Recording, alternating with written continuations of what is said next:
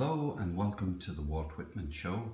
Welcome to my kitchen here in Cork and Ireland. Raphael, Carol, hello. Old Cola, oh, very quick. Revolutionary, I'm having trouble keeping up. Jazz Poet, hello. Good evening. Leslie Frodo's mum, hello. Susan Sailboat, hello. Artorical, hello. Presidian, hello. Giant Folly, there's a good one. Old Cole, oh, hello. Egg cuppers, yes, this is lots of people here very interested in egg cups, bound together with sharing the culture of egg cups. Ambitious Stitch, hello. Hello. Stationary Gypsy, hello. Missouri, oh, right.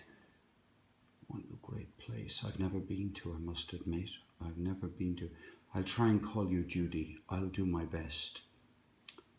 I will. Forgive me if I'll do my best, and I will look over the replays and I'll try and, yes. There is the bearded man of grace. Ah, this bearded man of grace.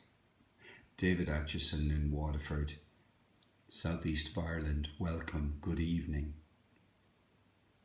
Joanne from Texas. Whereabouts in Texas, Joanne? No, Susan, I haven't read your poem. If it came in an email to me in the last few hours, I haven't looked at my emails for several hours. Dallas, right.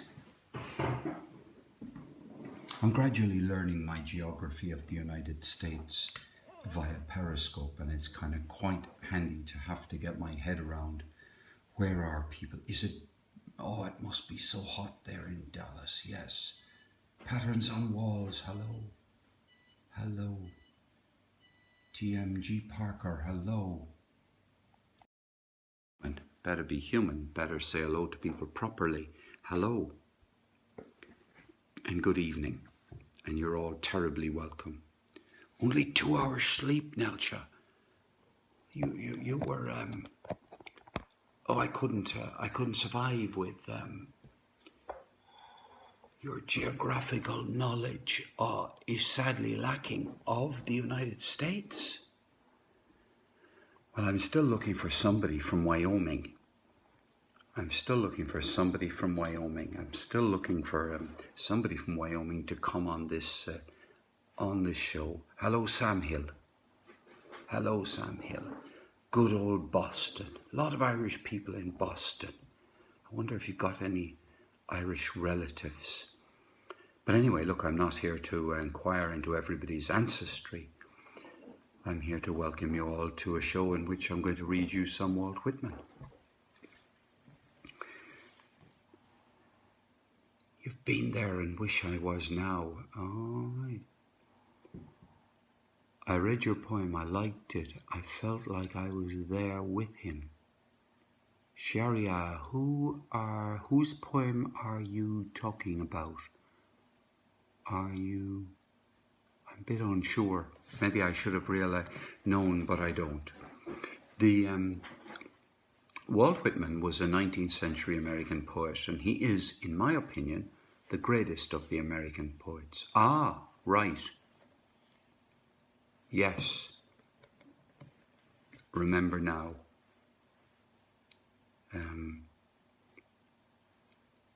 I haven't had any beers. I have no intention. Nelsha, that was lovely, lovely photograph, but I am not...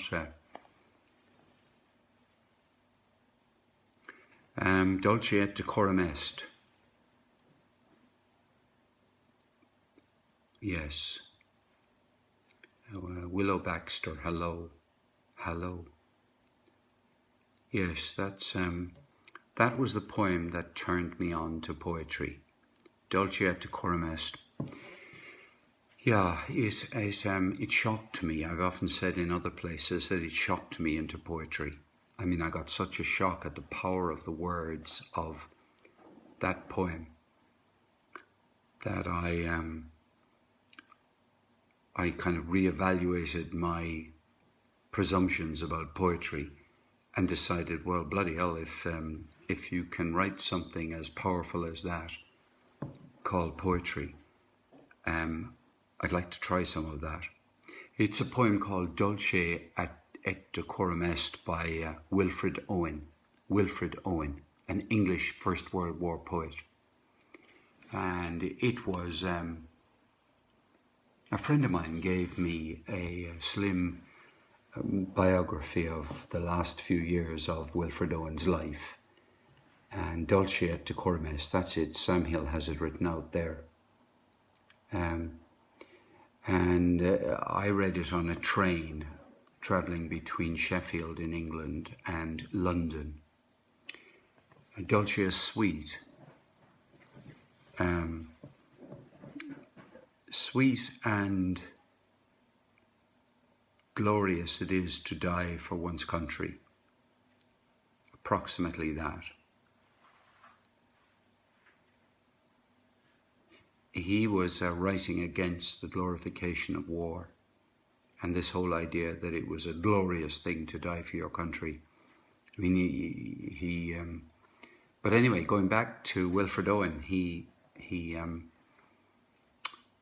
that poem, I literally couldn't believe that anybody could write anything as powerful as that, just using, words organized in a particular way. I just couldn't believe it. So I decided, well, look, I'm going to try my hand at writing.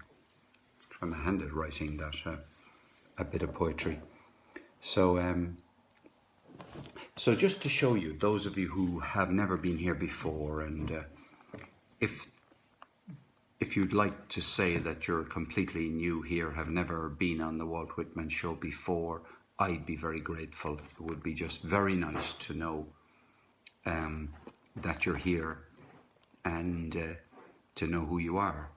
But this, great stuff, deck tracker. Thank you very much for, Heaney made you feel the same. Right, lovely. Julie, hello Julie, welcome.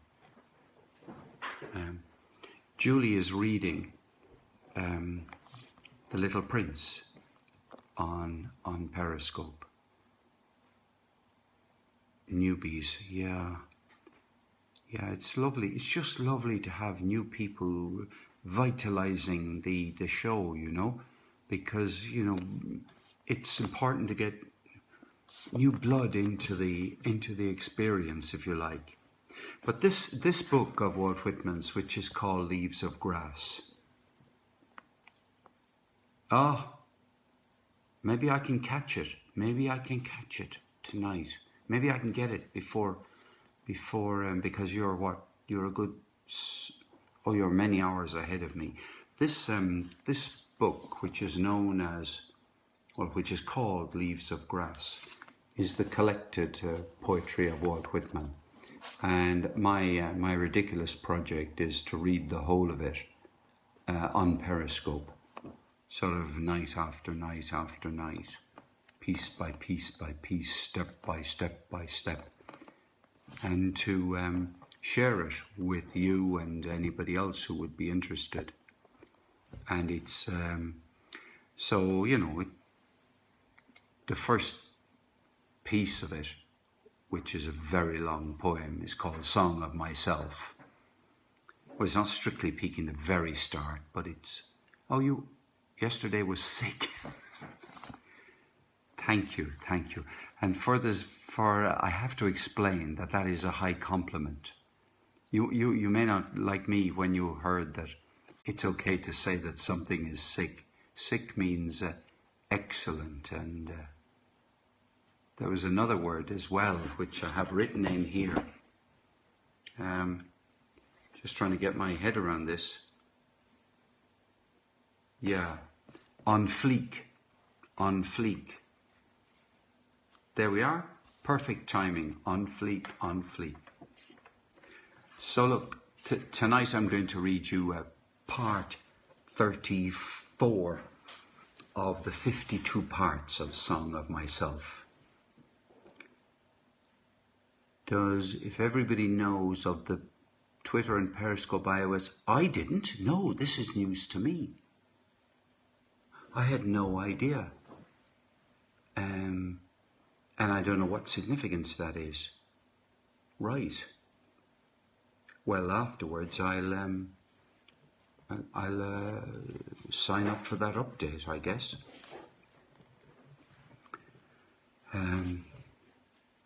Go. I'm just, my curiosity is whetted now by the idea that there might be something, some new feature or something like that, or some improvement in, oh, it's a minor update, okay, not going to worry about that. Some people do that all the time. So, forgive me, I've just eaten a strawberry. I had some strawberries and I just decided that they would do me better than water to kind of keep me going for a while. But back to Walt Whitman. He wrote this poem, Song of Myself, sometime in the 1850s, the early part of the 1850s, and it published it in 1855. And later on in the life of the poem, it was broken into 52 parts by him. And we've got as far as 34, part 34. So I'm going to read you now part 34, which is not anything like as long as part 33. So if you like to be ready, if that's okay with you, I'll, and this part actually begins with Texas. So there's somebody here from Texas, and so here we go, Walt Whitman, part 34. Now I tell what I knew in Texas in my early youth. I tell not the fall of Alamo. Not one escaped to tell the fall of Alamo. The 150 are dumb yet at Alamo. 'Tis the tale of the murder in cold blood of 412 young men. Retreating, they had formed in a hollow square with their baggage for breastworks. 900 lives out of the surrounding enemies, 9 times their number, was the price they took in advance. Their colonel was wounded and their ammunition gone. They treated for an honourable capitulation, received writing and seal, gave up their arms and marched back, prisoners of war. They were the glory of the race of rangers, matchless with horse, rifle, song, supper, courtship. Large, turbulent, generous, handsome, proud and affectionate, bearded, sunburnt, dressed in the free costume of hunters, not a single one over 30 years of age. The first day morning, they were brought out in squads and massacred. It was beautiful early summer. The work commenced about 5 o'clock and was over by 8. None obeyed the command to kneel. Some made a mad and helpless rush. Some stood stark and straight. A few fell at once, shot in the temple or heart. The living and dead lay together. The maimed and mangled dug in the dirt. The newcomers saw them there. Some half killed attempted to crawl away. These were dispatched with bayonets or battered with the blunts of muskets. A youth not 17 years old seized his assassin till 2 more came to release him. The 3 were all torn and covered with the boy's blood. At 11 o'clock began the burning of the bodies. That is the tale of the murder of the 412 young men.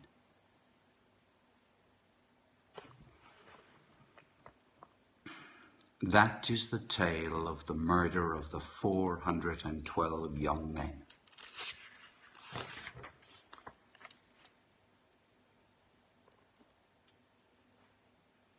I can't pretend to know the story.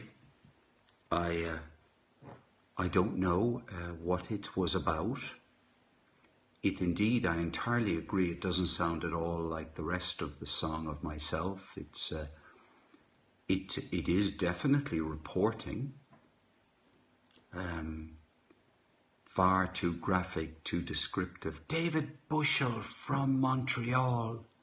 David J. Bushell, you are very, very welcome.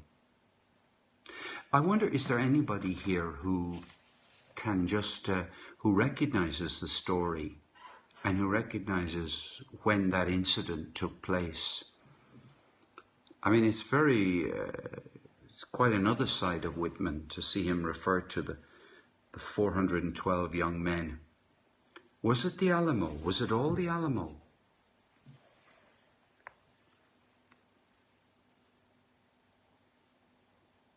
So sad, all the loss of life. Need a stiff... Well, have a stiff drink. Yes, have a stiff drink. Nerpsy, hello. I didn't think it was the Alamo because he says explicitly, I tell not the fall of the Alamo. Not one escaped to tell the fall of Alamo. The 150 are dumb yet at Alamo. But it was 412 young men who, according to Whitman, were murdered. So,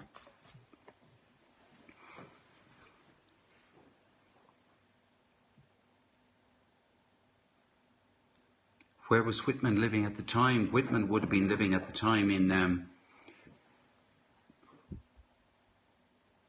I think, Pennsylvania. I'm not sure, though. I'm not sure. As far as I know,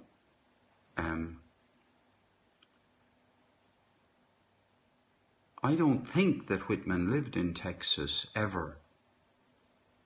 It sounds like something out of Bosnia. He lived in New Orleans. He spent some time in New Orleans. I might be wrong, but I don't think he did.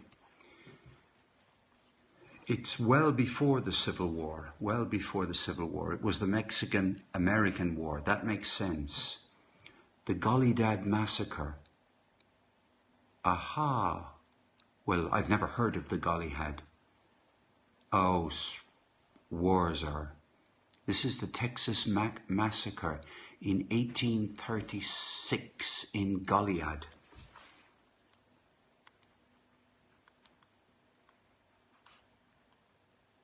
I'm just writing that down. Right, it's just another education for me. I've got making some kind of an assumption that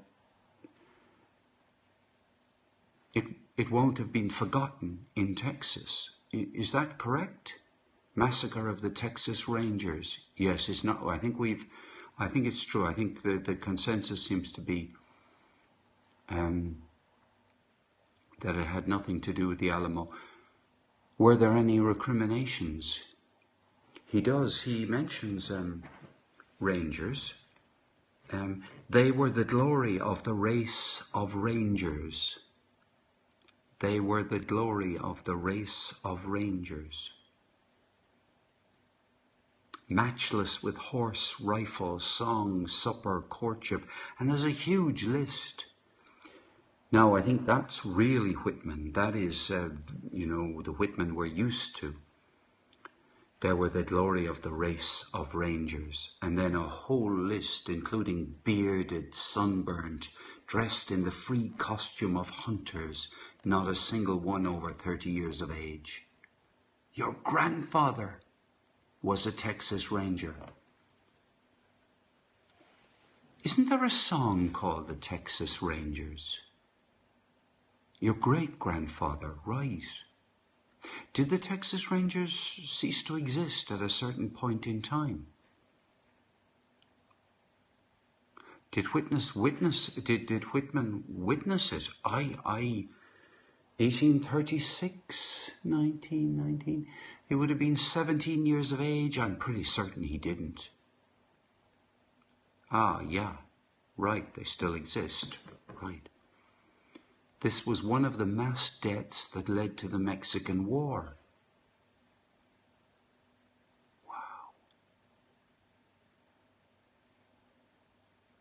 Wow. So this poem was written during the Mexican-American War, and it's entirely fitting and right that the Whitman would, write about what was happening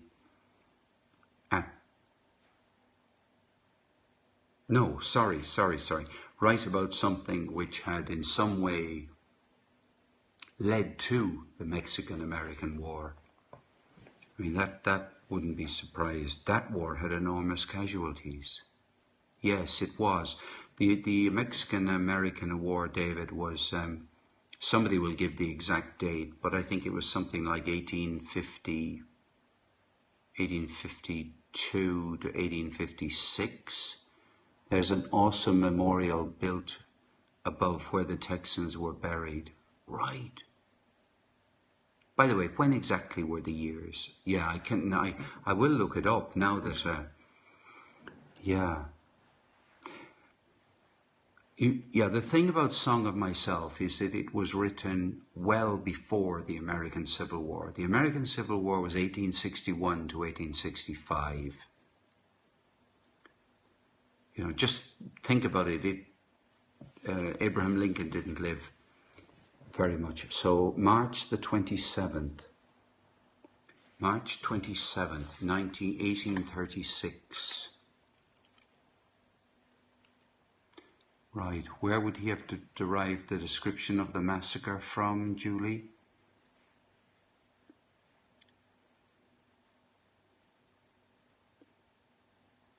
He got the description of the massacre from, I mean, I would imagine a journal of a Mexican officer who witnessed the event. Wow. He turned 17 4 days later. Oh, of course he did, yeah.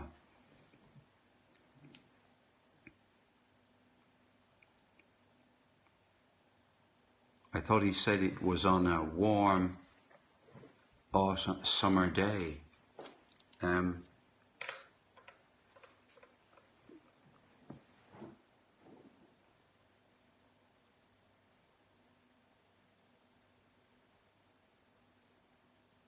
Well, Whitman was born in 1819 on Lara's birthday. And this battle took place in 1836. So that would have made Whitman 16 years of age, going on 17. When the Texas Declaration of Independence, 2nd of March, 1836.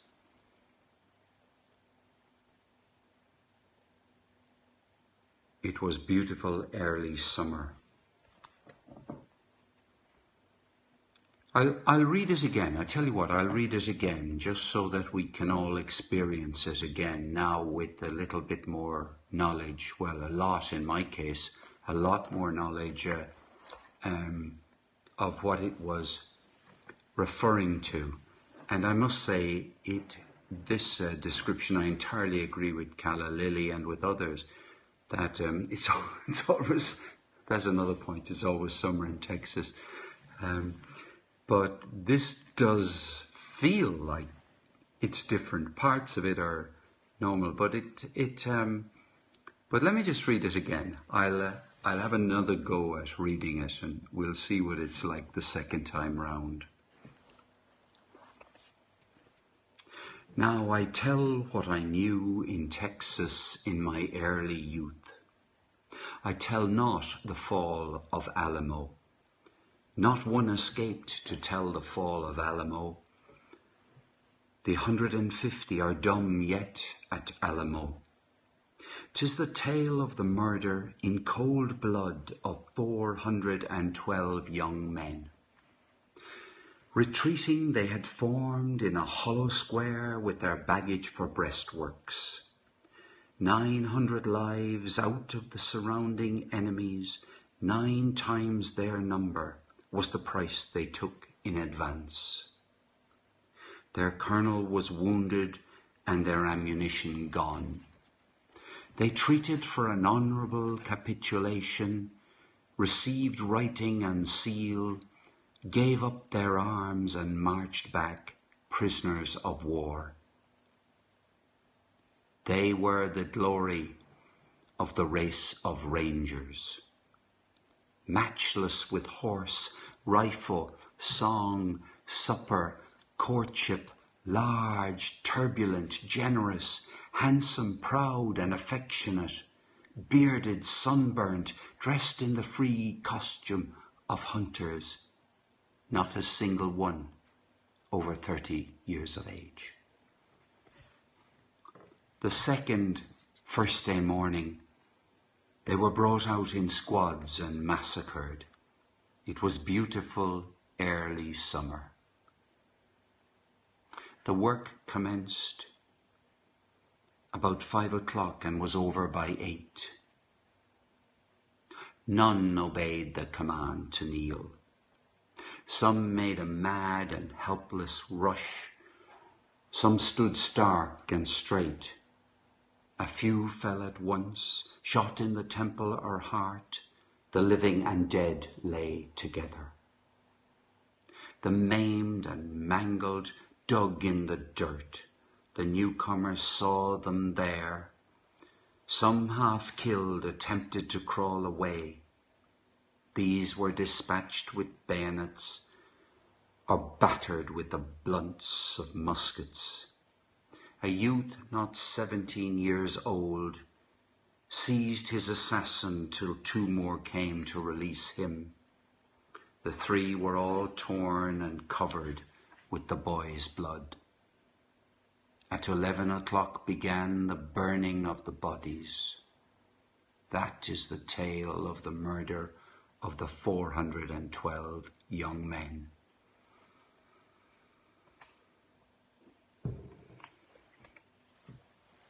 So what do you think? What do you think? How is it on second reading? I wonder if this poem was an embodiment of rage for Walt. Poignant when he talks of the 17-year-old, he would have been the same age. So why at this point in the book does he relate back to an event so long before?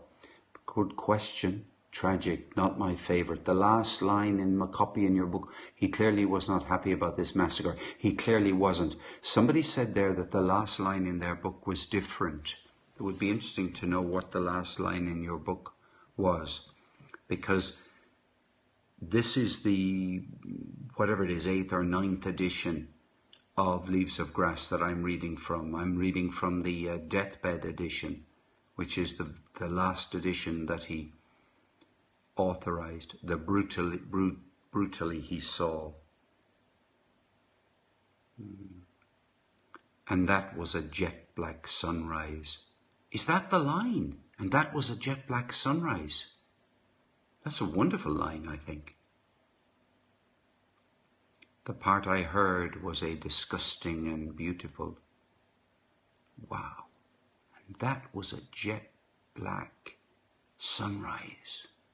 I love that line. So he, for some weird reason, can't think why. Good evening, Lars. Welcome. From some reason, he took that line out. The smoke from the bodies turned the sunrise black.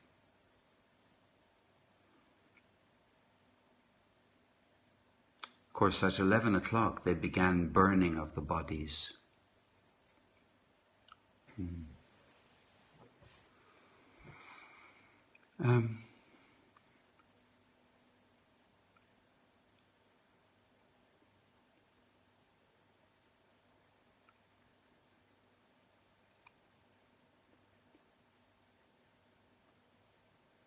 He was a powerful writer, you have to say that.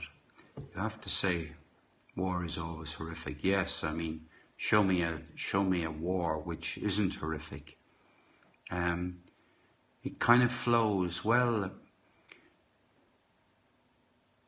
I have to say, you know, that here is somebody who is laying out his store as a poet, and he's, you know, he's clearly being true to his own self. So he can, you know, he found that horrific. I'm sure it sounds like it. It is full of, it's all of Walt Whitman's personal emotions and reactions to the world. See, that would be the Mexican-American War. Yeah, I think that's a very good point. An example of his outrage in a war crime. Yeah. It's, I mean, it's very strong to, 1838, you mean, Susan, do you mean? Or have I got it wrong? It's, the Mexican, oh, the war began, yeah, the line is from the first 1855 edition, yeah. Yeah. It was before post-traumatic stress disorder.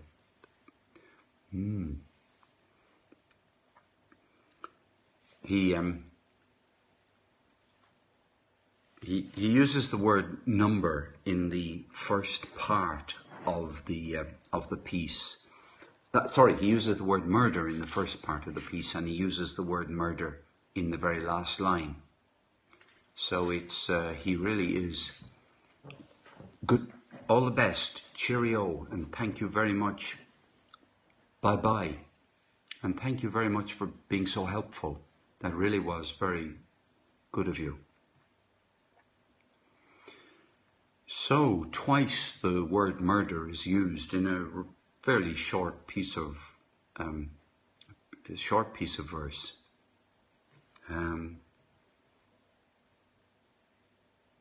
We must find out what war this is. It's driving me insane. Ah, well, look, I think is it not agreed that it was Goliad or Goliad, and that this was leading up to the Mexican-American War, and that's what. But I'm certainly going to go looking it up when we finish. Yeah, precursor. Yeah, that's yeah. No, nothing heroic about killing at all. No. It was a murderous act, and yeah, I got Goliath. I wrote it all. I wrote it down. I've even got, you know, I'm being educated.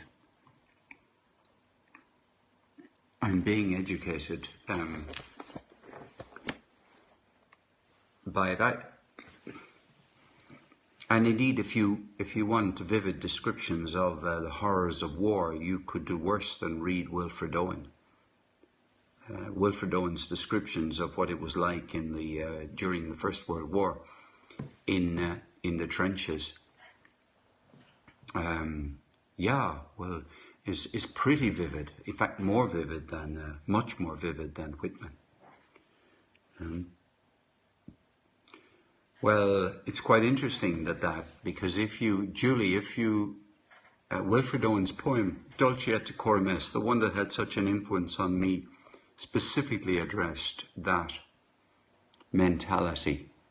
And there were many poets in England during the First World War who wrote in glowing terms about the honour of dying for your country.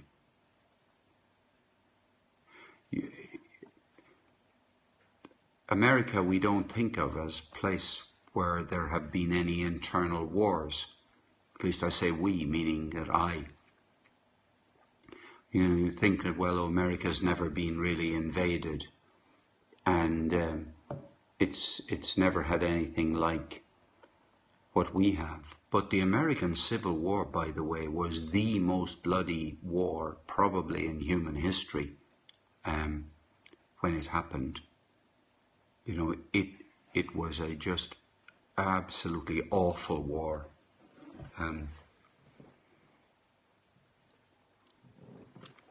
And that's something that I didn't realize it until not very long ago. The English Civil War was bad. Yes, it was. The English Civil War was bad, but it was surpassed by the American Civil War, I think. Of course, there might have been civil wars in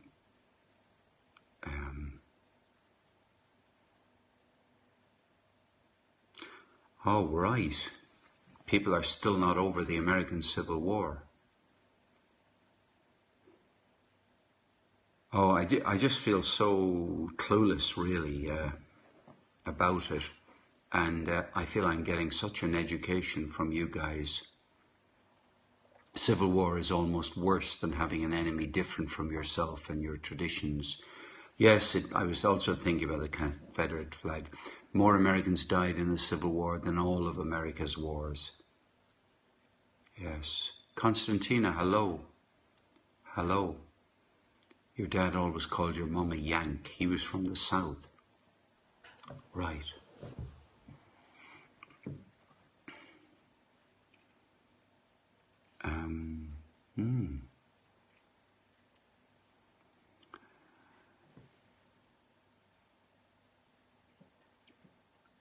It was in fun, yeah. My father used to use the word Yank.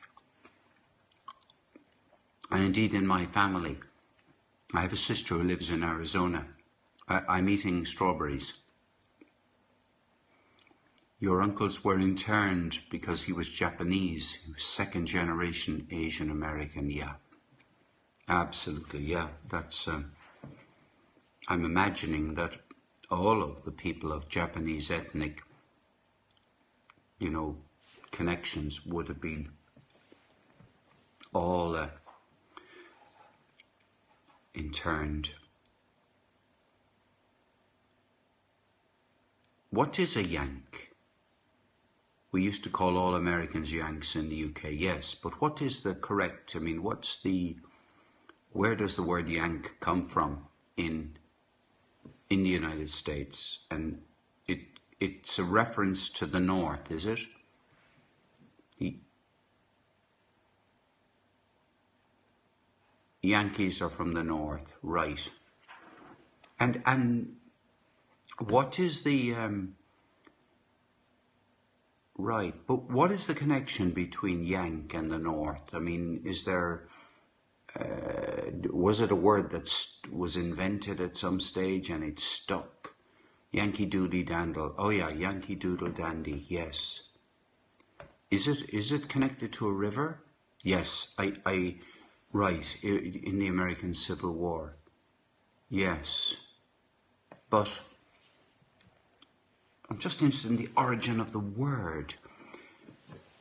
But I still see the Russians fight under World War II as one of the worst. Yes, Union side were Yankees. Southern were Confederates, yes.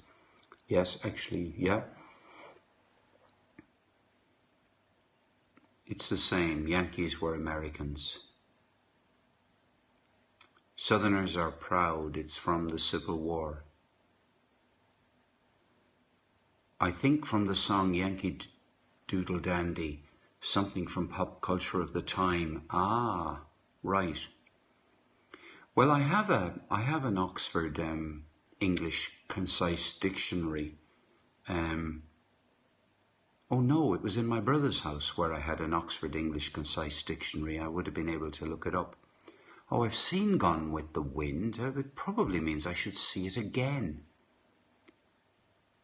Your grandfather used to always say Yankee Doodle Dandy. Born on the 4th of July. I have somebody get a good or a decent dictionary out. Yeah, it would be interesting to see. I mean, if you get a very good dictionary, you'll be able to get a quotation, the original quotation, where the word was first used. But I have a three CD set of songs of the American Civil War. both sides, from the Yankee side and from the Confederate side. And this includes the songs that Abraham Lincoln used to love himself. And I love the songs of that period. There's songs like we're camping tonight on the old home ground, and eating goober peas,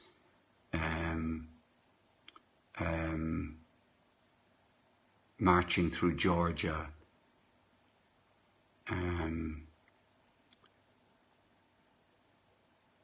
okay, so we got My Old Kentucky, yeah. When Johnny comes marching home again, hurroo, hurroo. When Johnny comes marching home again, hurroo, hurroo. When Johnny comes marching home again, da da da da dum, da da da da dum, da da da da da da da da da. Now I can't sing, as you can tell immediately, but I do have a bit of memory of the rhythms of some of the songs, you know. Thank you. Thank you very much. No, you can't be joking. If any of you Mangstag, if any of you think I can sing, it's a bit of fun even if you can't sing. It was name applied to Dutch settlers in New York. My mother's boyfriend owns a Civil War museum store. He loves the whole era. Living in Connecticut.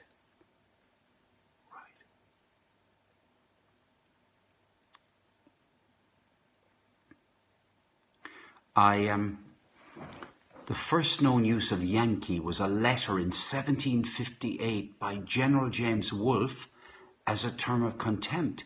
General James Wolfe led the forces in Quebec.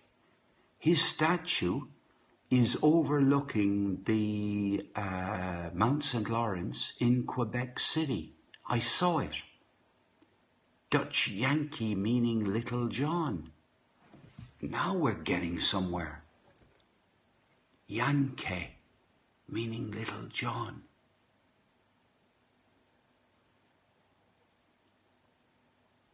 Yankee Doodle was sung by British troops to mock colonial Americans. See, this gets more and more intriguing. Interesting. Yeah. Both your great-grandfathers were Union soldiers from Ohio. Iowa. That was the first known use of Yankee, but apparently the theories vary. Oh, right. But to have it from Colonel Wolfe in 17, whatever it was, we had from both sides. The Dutch used it as an insult to the English, especially those living in New England. So was it a southern state mocking term of the North?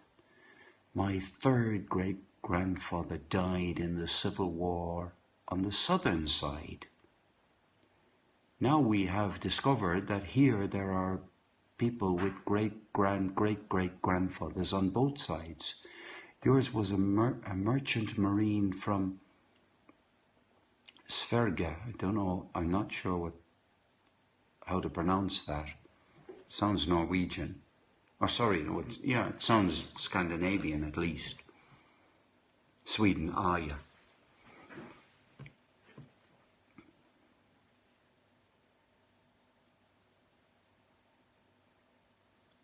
Wow. Now, I'm very conscious that I live on a small island out in the Atlantic, cut off from all these world-changing events.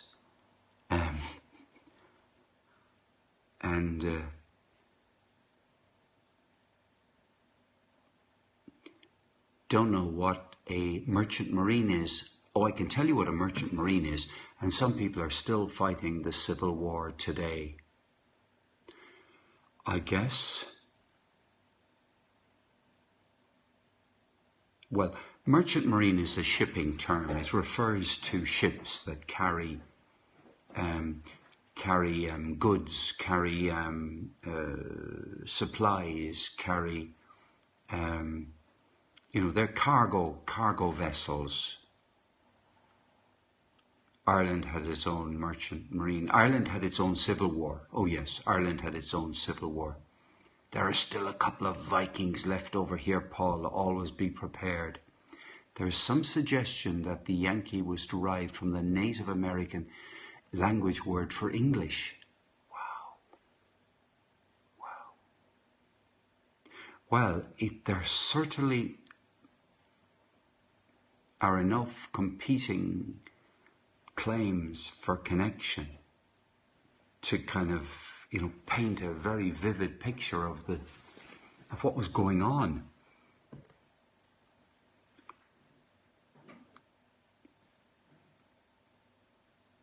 Yes, brother fought brother in Ireland, absolutely, yes. And there was a civil war in England, and there was certainly a civil war in France. Jazz poet, really. Good evening, Paul and friends. Sorry, No, we finished yesterday's long part. Ollie, we're on the origin of the word Yankee. The origin of the word Yankee and yank. So if you have any theory, you can chip in, Ollie. Any thoughts on the origin of the word yank? And it's a serious question. It's not frivolous, It's anyway. So that's what we're doing. We're chatting about civil war, and we've just been listening to a piece of Walt Whitman, which was about a massacre of 412 young men in Goliad in 1836. So there, you've just walked into the eye of the storm.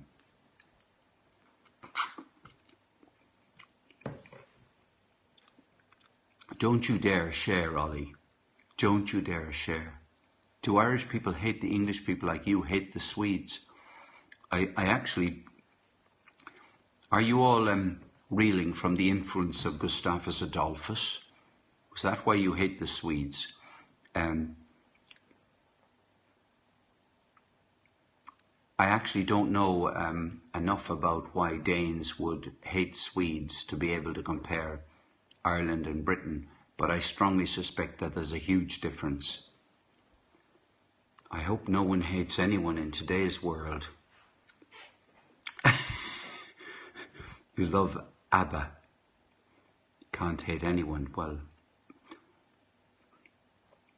I can't hate anyone. Yeah.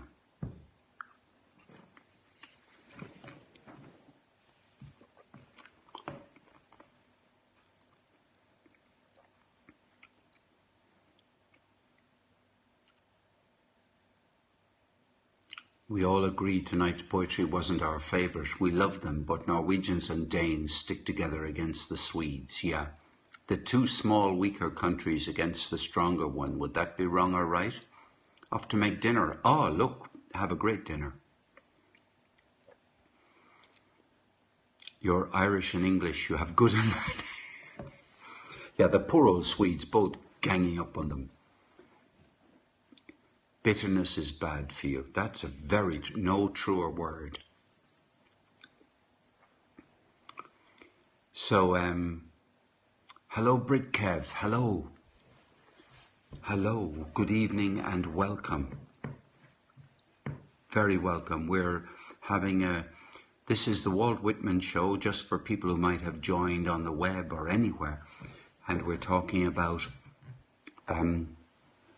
what led up to the American-Mexican War, talking about the massacre of people at Goliad in 1836, which was written about by Walt Whitman in 1850s.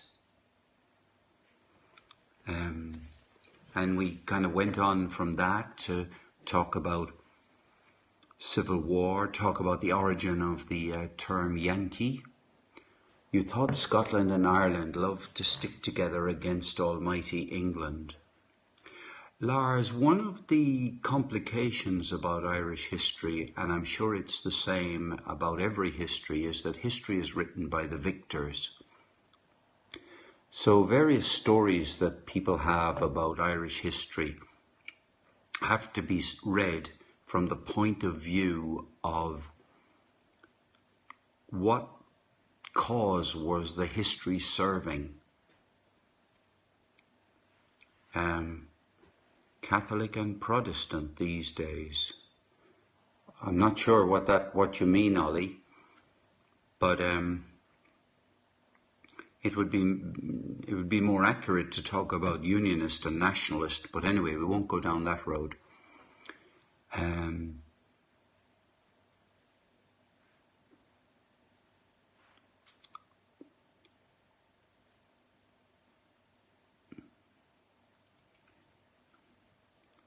Angela's Ashes, a great book. You know, Susan, I come from Limerick, where Angela's Ashes is set for the most part. Julie Cakes, I am Switzerland. Ah, right, yes, you are. Yes, you very much are in Switzerland. Yes, you belong to the... I'm not getting involved in any wars, but I'll launder your money. Would that be, I never met Frank McCourt, no, but my brothers knew him. The bookshop in Limerick that's referred to in Angela's Ashes is the bookshop owned by my father. You know, and in Angela's Ashes,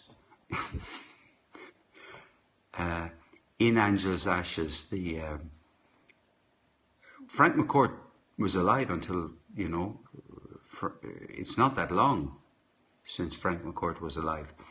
And his brother Malachy, I think, is still alive. But the bookshop in Angela's Ashes is the one from which Frank McCourt was thrown out as a youngster.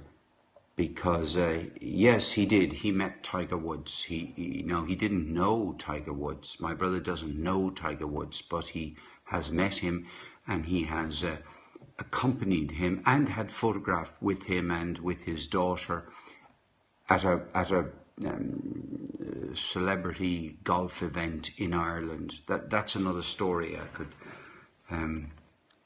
But he does have a photograph of himself and Tiger Woods in his house, and would jokingly say that he and Tiger are really close. Kathy, hello. Kathy, hello. Oh, was it on the top shelf, Lars? Was it that you mean the photograph? Yeah, my brothers met a lot of golfers who came to Ireland, and right. You've been in and out. Well, thanks for being here. Lovely. Jazz Poet, hello. Kathy, I'm still dying to hear you sing. And you know, I don't think I have yet. Yes.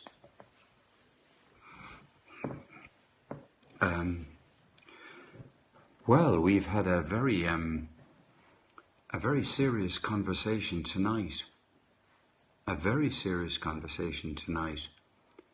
And you sang to Ollie and Julie. What, you did a private scope, did you?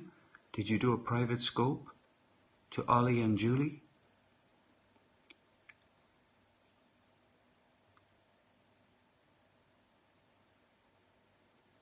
Yeah, it was a very kind of salutary and kind of oh wow. It's Well, it'll be interesting to see what's coming next. You see, the thing about it is the thing I liked about this evening's piece is that I found it was so different that it was telling a very specific story of an event that happened, and the poet had obviously very strong feelings about it, and he was, so I value it for that reason a lot.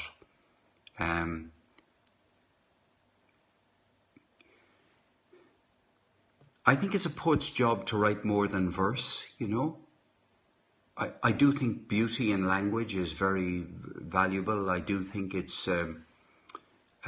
important. I do think it's admirable. But I like the grit as well, the stuff that stops me in my tracks and makes me realize that, you know, there is real life behind all of these words, drawn into the place, time and circumstance. Yeah, I mean, and indeed you could say that because it was a story of the murder of, you know, 412 young men, that the writing should be different from, deliberately shocking, maybe, but that the writing should be different from the kind of writing you're doing when you're talking about, you know, the landscapes, the diversity and the positivity of what's coming through in America. But when you're actually talking about a specific incident, that it's almost like in, you go into prose because there's no doubt that some of it is more clunky, more clinical, more clunky than,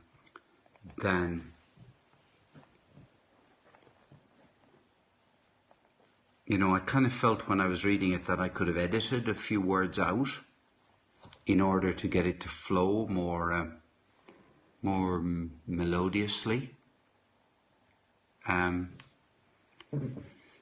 But, you know, the great thing I think is that we can have a conversation about it.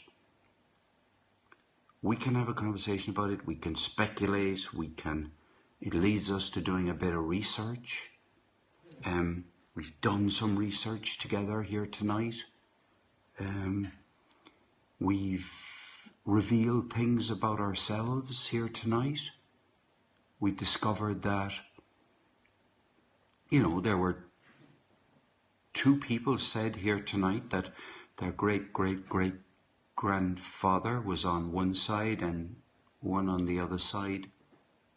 You did miss the second reading, but I'm going to do a third reading in a minute. I'm going to do a third reading just at the end of the scope. So we haven't had any fun and joking about drink and about alliteration tonight, but we'll do all those things another night, and maybe indeed tomorrow night. We certainly are not going to, you know, spend our time talking about how awful war is, although, to be honest, there are wars going on in the world today that it's good to be reminded, I think, by Walt Whitman of the horrors of war. You know, and if we were going to, you know, talk about Syria, if we were going to talk about Oman, or Yemen, South Yemen, there's a guy on Periscope whose name I forget now, but who was scoping from Yemen in a situation that was pretty horrific.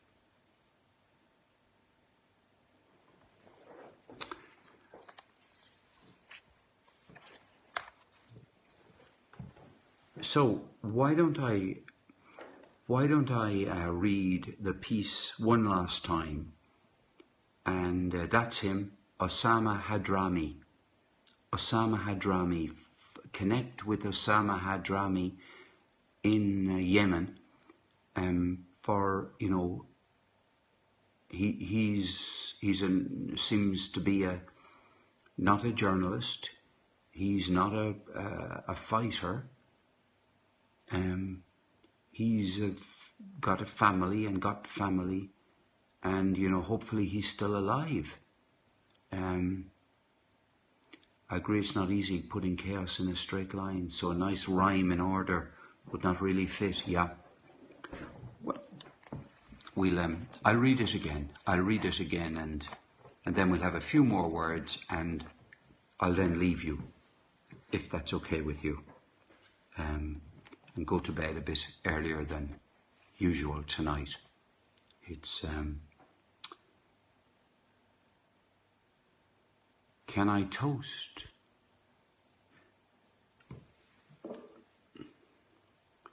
Here.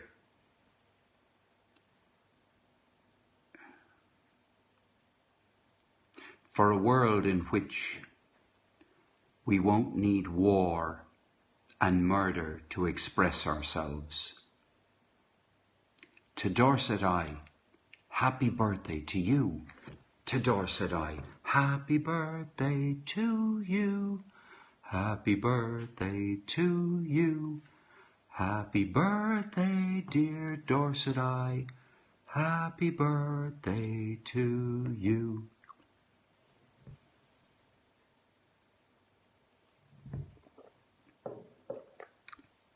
Oh, wow. I should have, I was asleep. I didn't get the reference. Well, that's great to know. Great to know. Do you know what? You've just given me an idea. We should check in every single Walt Whitman show to know whose birthday is it tonight. Because there's a very high probability. Well, no, there isn't. I mean, there aren't enough people on the scope. I was going to say there's a very high probability it's somebody's birthday.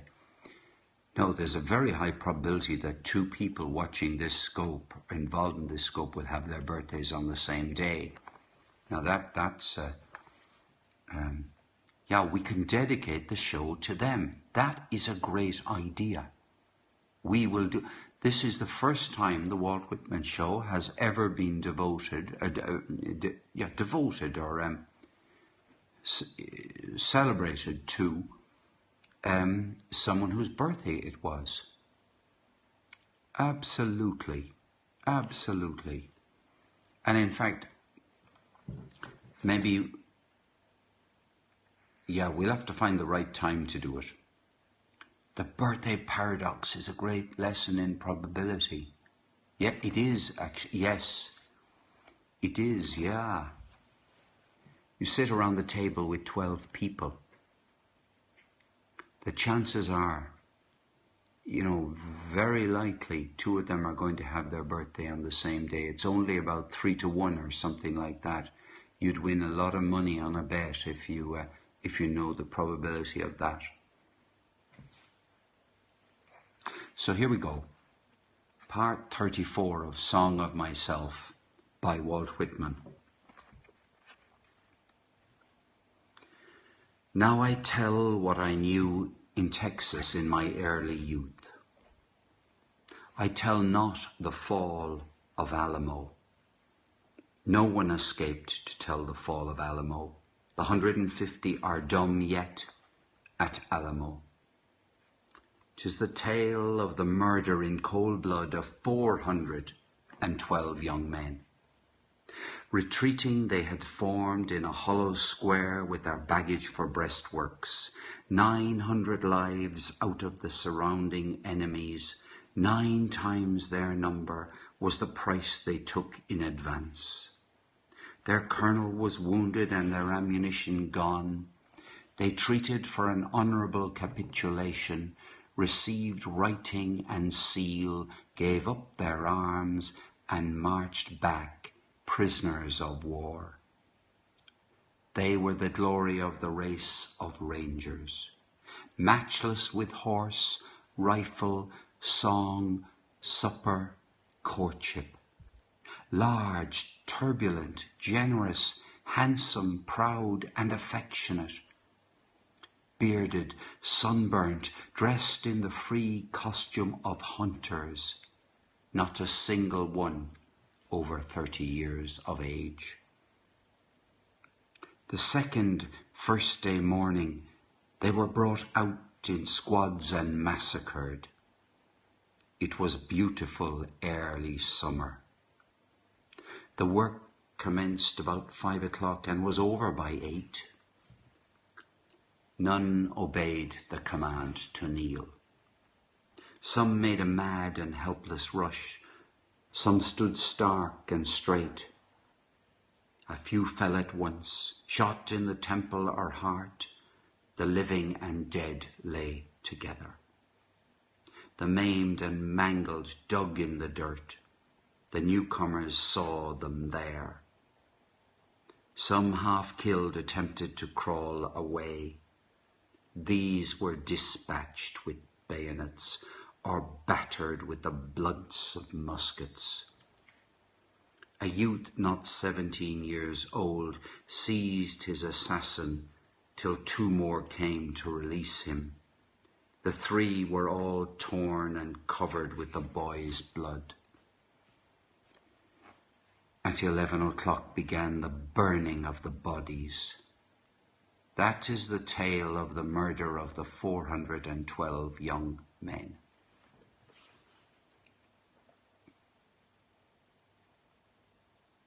There's so much alliteration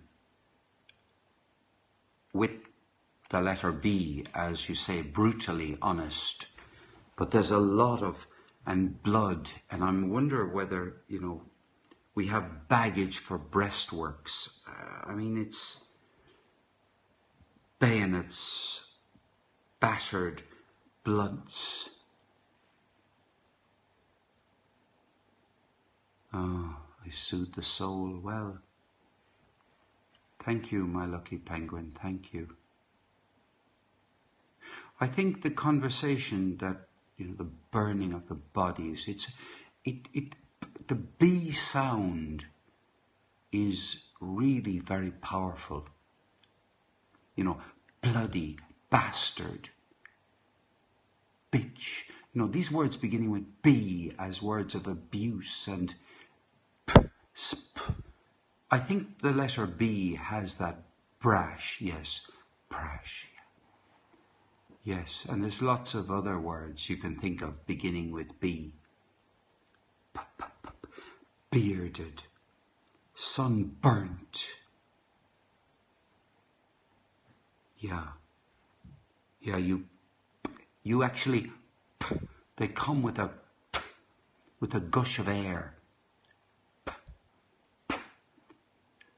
Some words, some letters you say with it, you inhale, and others you exhale.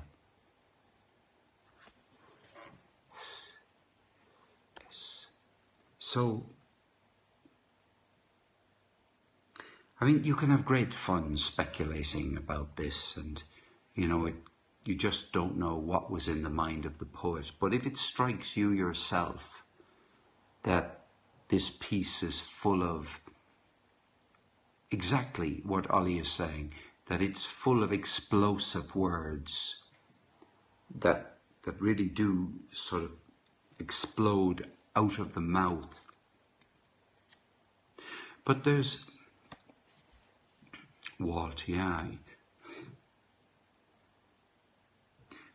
I think the most extraordinary line in it, in the whole thing, that just one last point really about it. Good night, Julie. Good night. Thank you very much for coming and for flying the anti-war flag. Thank you very much. It's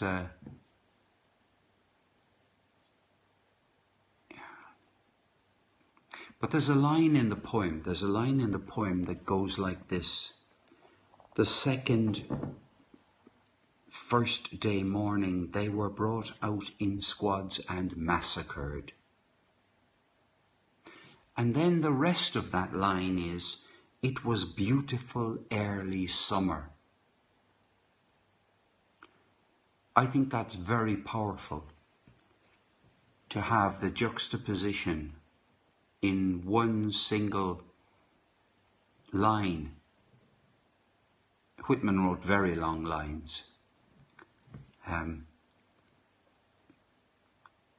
Etna O'Farrell, thank you very much. Thank you. Okay guys, I'm going to wish you all good night. To see the beauty and the sadness, yes, the power of the contrast, absolutely. And the simplicity of the contrast. On the one hand, you have a very, very evocative, picture describing what is happening, and you've got that all.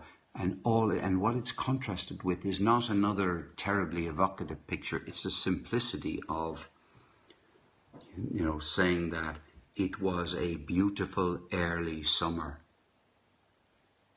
So you can do whatever you like with that. You can see blue skies, you can see green fields, you can see whatever. But it's a very interesting piece of language and use of,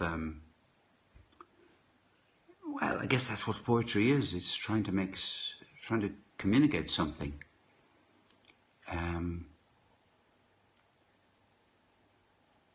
Yes, are we all like thinking?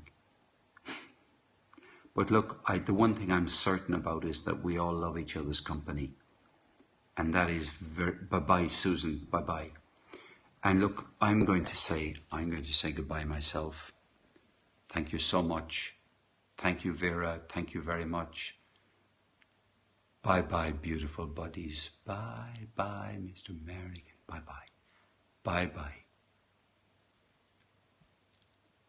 Yes, thank you. Thank you all very much. Thank you. Thank you, Gala. Thank you very much. Thank you, David. Thank you, Native Graffiti. Thank you very much. Thank you all. You're great.